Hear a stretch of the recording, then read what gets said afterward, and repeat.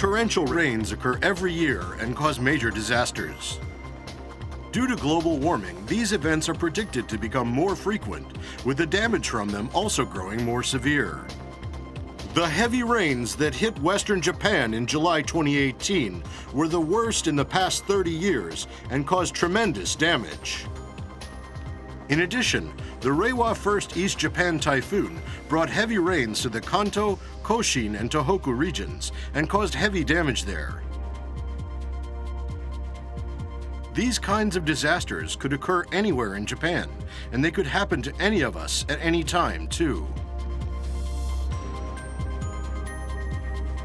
In this video, you will learn about sediment disasters, their particular features, and what you can do to protect your life.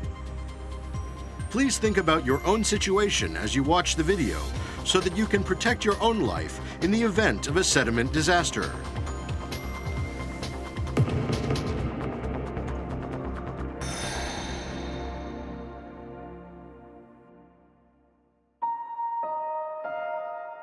Sediment disasters happen when typhoons or heavy rains cause a large amount of water to permeate the ground, which then becomes loose and slides.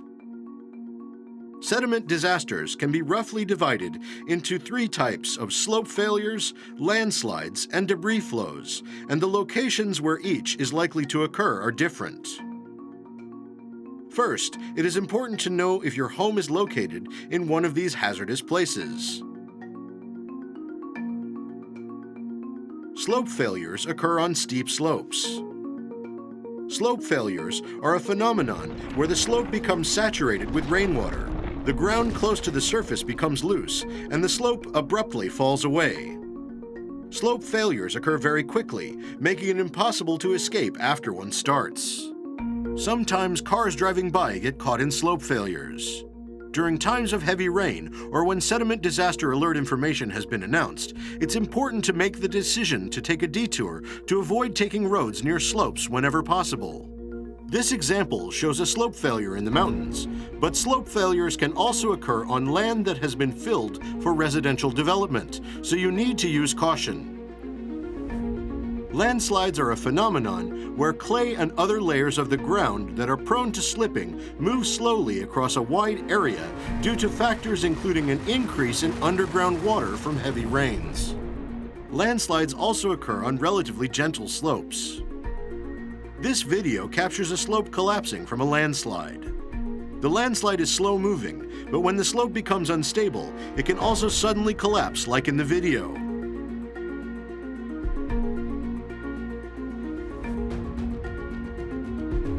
Debris flows are a phenomenon that occurs due to continuous rain or torrential rain when soil and rocks on a hillside or riverbed come sliding down, mix with water, and abruptly flow downstream while gaining momentum. This video captures a debris flow. The debris flow, led first by large rocks, comes down at a speed of some 40 kilometers an hour. Its immense power destroys homes and fields in an instant. Places near the opening to valleys are more likely to experience damage from debris flows. The debris flow flowed down the riverbed and fanned out at the opening to the valley, causing damage to the surrounding area. Places near the opening to valleys will be directly hit by debris flows, so they require extra caution. Fallen trees that have been uprooted by a slope failure or debris flow can flow down and block the flow of a river, causing a flood. So even if your home is not in a location where a sediment disaster occurred, there are still hazards from secondary water disasters like this.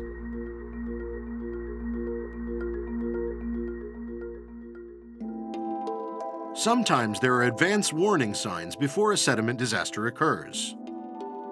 For example, if you notice conditions are different than usual, like muddy water flowing out of a slope, the smell of earth, or sounds coming from the mountain or hillside, paying attention to them as precursors to a sediment disaster can end up saving your life.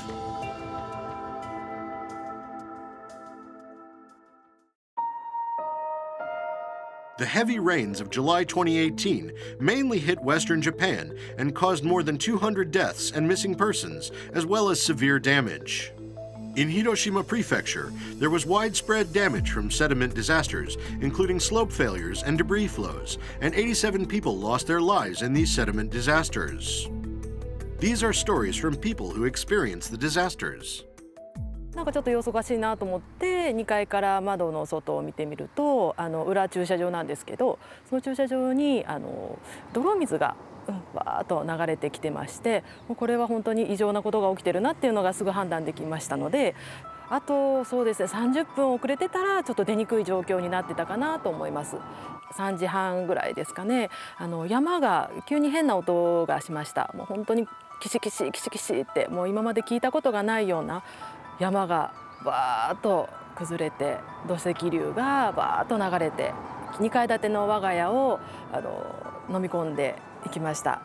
だんだんこう朝が明けてきまして、外を見てみるともう今まで見たことのないような光景が広がっておりました。本当にすごく怖かったですね。もう次はここも流されて、きっと私たちも命は落とすかもしれないなっていう恐怖があったんで、ものすごく怖かったです。帰るとすごい土の匂いがしてると。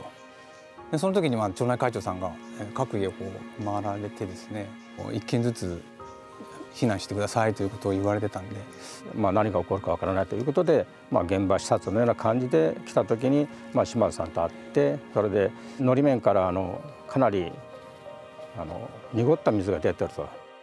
水と一緒に今度は枝とかですね、小石とかがどんどん流れ始めてきて、でこの幅っていうのがどんどん広がって、今こう V の字になってますけど、この平行のところに全体にこう広がって、全部のところで幅で出てくると。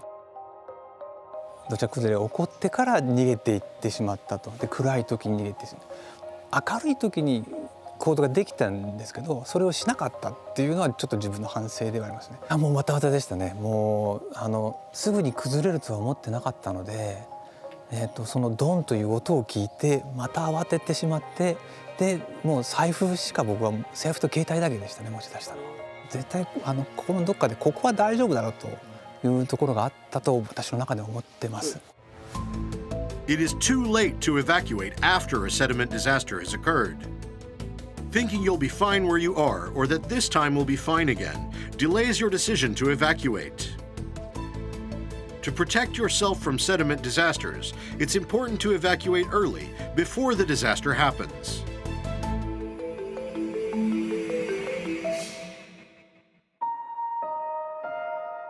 To protect your life in a sediment disaster, it's important to regularly think through how you would evacuate when evacuation information is issued, or when you sense physical danger. First of all, check the disaster risk where you live using the Sediment Disaster Hazard Map put out by your local government. Sediment disaster hazard maps show the area at risk of a sediment disaster from heavy rain or other phenomenon, the evacuation sites, and areas of danger when evacuating. Check to see if where you live is inside a sediment disaster hazard zone. Next, decide what evacuation action to take in an emergency. If your home is in a sediment disaster hazard zone, the action to take when a warning level 4 evacuation advisory is issued is essentially to evacuate away from your home. If you have a place such as a relative's or acquaintance's house or a hotel to evacuate to, go there immediately. If you do not have another place to evacuate to, go to a designated emergency evacuation site. However, if a warning level 5 is issued, a disaster is already occurring and it may be too dangerous to try to get to an evacuation site. Take the best action you can to protect your life at the time, such as moving to a safer location or building, a sturdier building near you, or a safer location inside your home.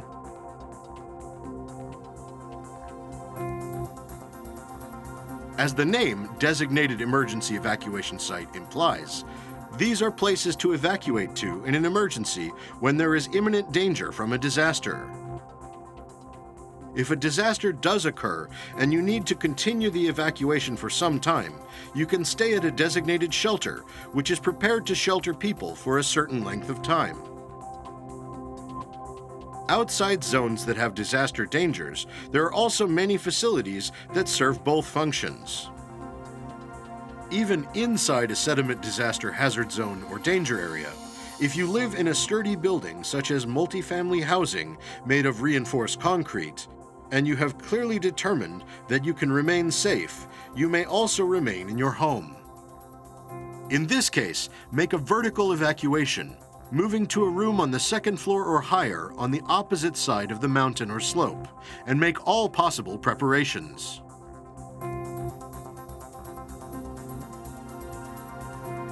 Moreover, if there is a mountain or slope nearby, you must remain alert even if your home is outside the sediment disaster hazard zone. Watch for evacuation information and disaster and weather information from the government and take the necessary evacuation action. To evacuate means to avoid danger. In other words, to ensure your safety. People who are in a safe place do not need to evacuate. To make it easier to make evacuation decisions, we have made a pamphlet about the right evacuation action to take according to where your home is located. So please use this pamphlet.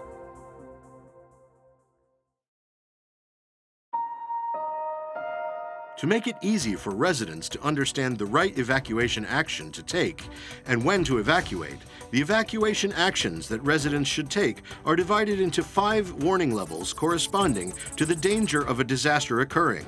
The information to guide evacuation actions, such as evacuation advisories, is made clear to make it intuitively easy to understand what action should be taken based on the issued information.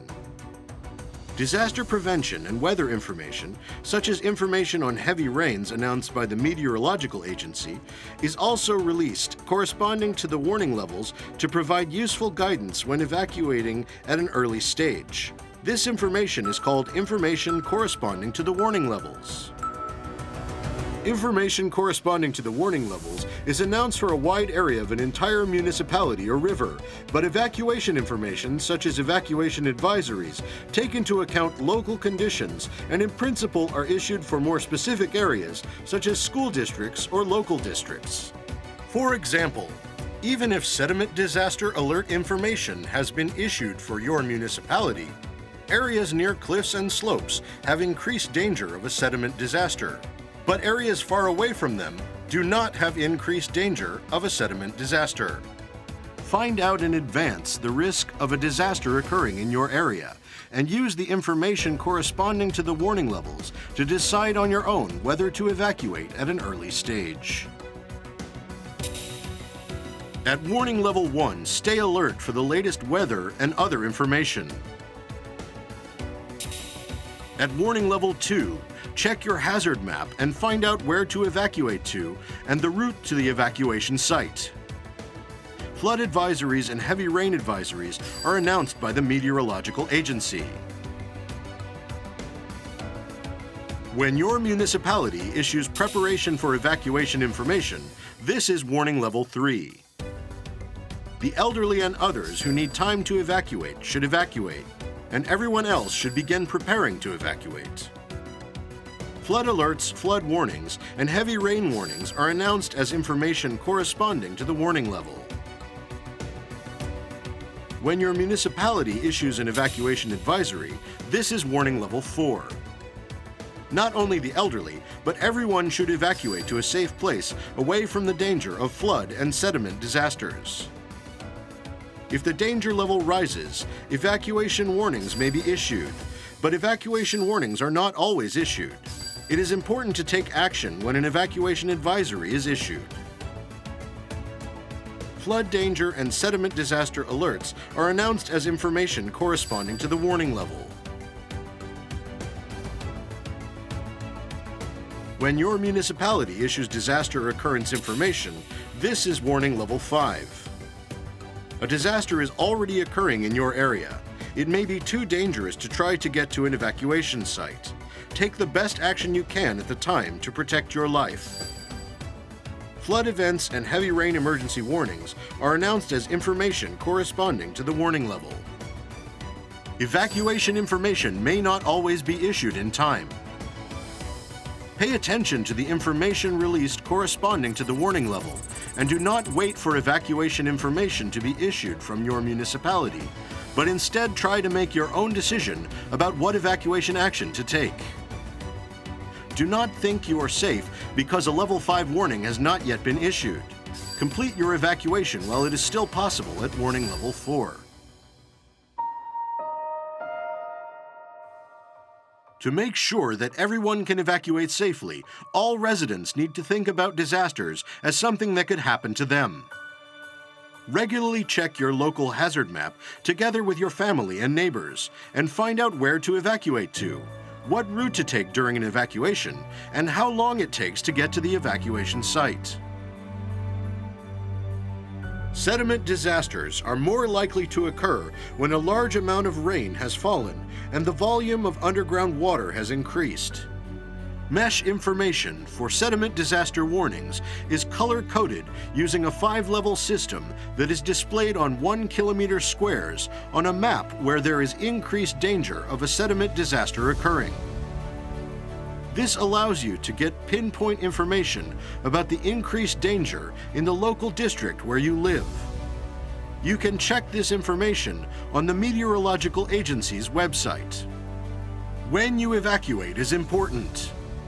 Pay attention to evacuation information, including from TV news, the emergency broadcast system, and area email alerts, and look for disaster preparedness information on the internet and elsewhere, keeping in mind to evacuate at an early stage. Evacuation information may not always be issued in time.